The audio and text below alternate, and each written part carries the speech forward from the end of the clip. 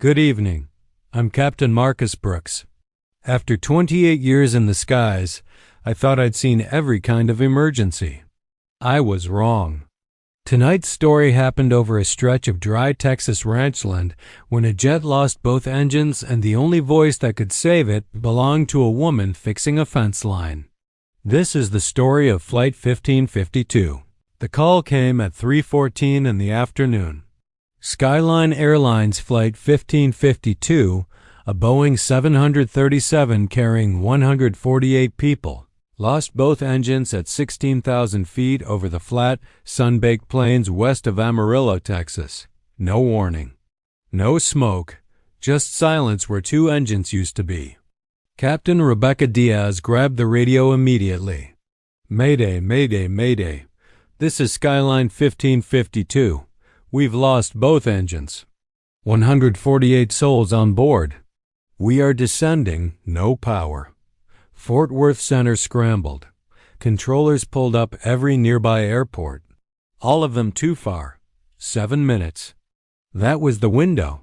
40 miles southwest of Amarillo, a woman named Diane Fletcher was checking a broken irrigation line on her cattle ranch.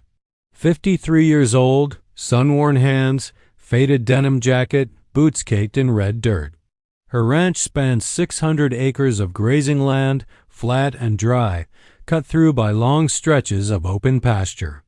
Her neighbors knew her as quiet, capable, someone who fixed her own tractors and kept to herself. What they didn't know was that Diane Fletcher had once been Lieutenant Colonel Diane Fletcher, United States Air Force, 16 years flying C-17 transport, aircraft into combat zones under conditions that grounded lesser pilots. They didn't know she'd once landed a crippled aircraft on a shattered runway in Afghanistan with one engine gone and half her hydraulics fighting her the whole way down. They called her Steel back then, for hands that never shook no matter what the instruments told her. She'd left it behind 8 years ago. Bought this ranch, tried to build a quiet life. Mostly, she had. She heard it before she saw it, a strange, too quiet whine cutting across the open sky. She stepped into the pasture and looked up, a silver shape, gliding, both engines dead. She didn't need instruments to know what she was watching. She did the math in her head in about 3 seconds. 7 minutes, maybe less. She ran for the ranch house, grabbed the old Aviation radio she kept on a shelf out of habit, and keyed the mic. Fort Worth Center, this is Diane Fletcher. I'm a rancher 40 miles southwest of Amarillo. I have visual on your aircraft. I want to help. Ma'am, please keep this frequency clear. I'm a retired Air Force pilot. 16 years, C-17s, combat rated. Call sign Steel. That aircraft has maybe 6 minutes before it's out of options. I've got flat open pasture that could work as a landing strip. I'm asking for clearance to assist. A pause. Then a different voice, steadier. This is Supervisor Whitfield. Say your call sign again. Steel. Lieutenant Colonel Diane Fletcher, retired. Silence stretched. Then, stand by, Colonel.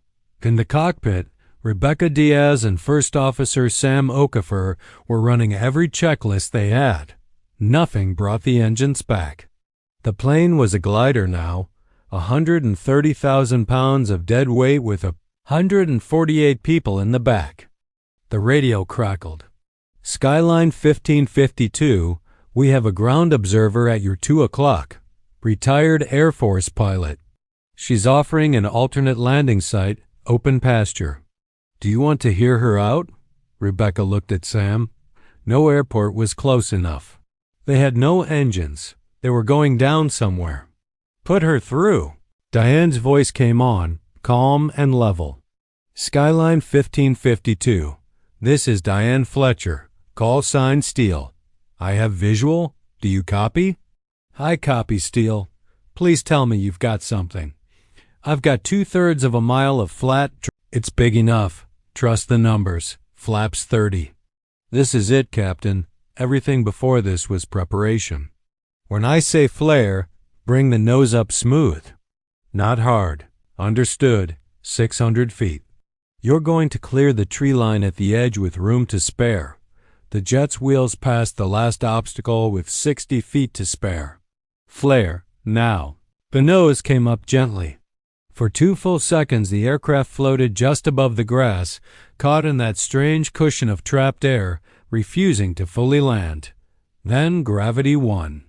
The main gear struck the dry earth with a sound like thunder, and the whole aircraft shook as 130,000 pounds of metal tore through open pasture at well over 100 miles an hour.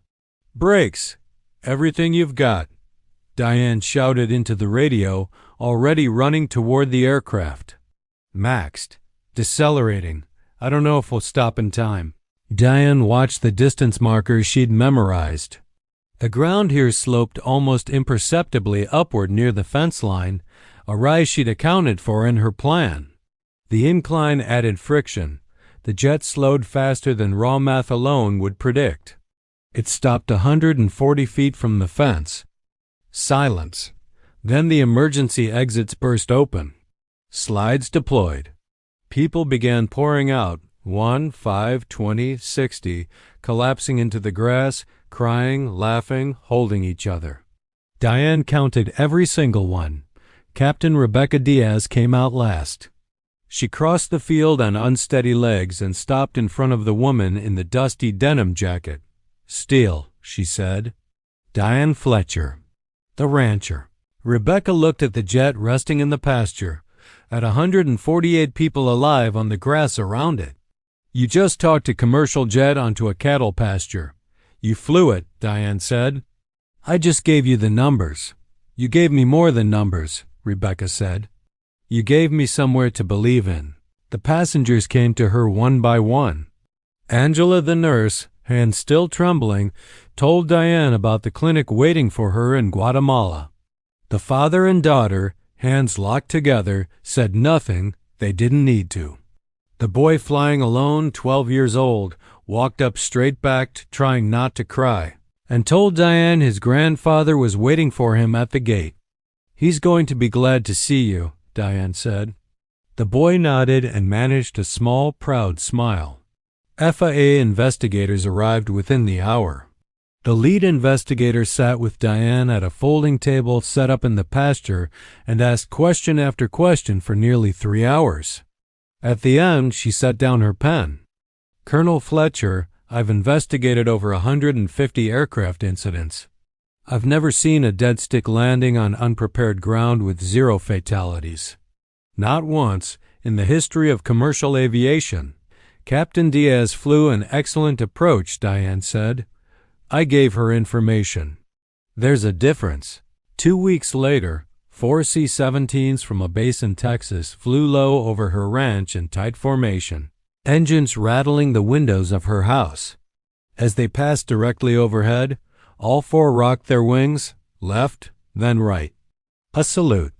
Then the lead aircraft broke away and climbed hard into the sky. Diane stood in her pasture and, for the first time since the landing, let herself cry. A month later, she spoke to a classroom of 8th graders in Amarillo. A girl in the front row asked her how she'd stayed calm. "Being scared and being calm aren't opposites," Diane told her. "Fear tells you the stakes are high. Calm is how you meet them. In the moments that matter most, you almost always feel both at once." A boy in the back asked what it felt like when the plane finally stopped. Diane thought about it for a long moment. "Like every year of training I ever had was pointing at that one exact moment, and I just didn't know it yet. That's the story of Flight 1552.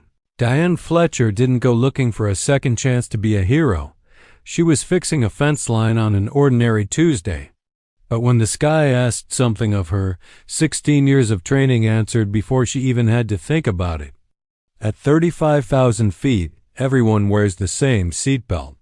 But some people are carrying a lifetime of quiet readiness right beneath the surface, waiting for the one moment it's needed. If this story moved you, hit subscribe. There's always another flight, and always someone extraordinary closer than you'd ever guess.